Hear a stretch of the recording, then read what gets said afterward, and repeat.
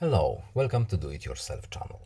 Today I will show you where to find the options and how to turn off auto factory reset security measure in our Galaxy S22.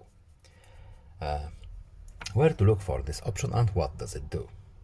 Settings, lock screen, secure lock settings. This option is only visible if we have any pattern or password set up. Our pattern, and here we have auto factory reset. What does it do? As you can see, after 20 incorrect attempts to unlock your phone, it will be reset to factory default settings and all data will be erased, including all the files, photos, videos, etc. If you want to turn off this option, we can do it right here.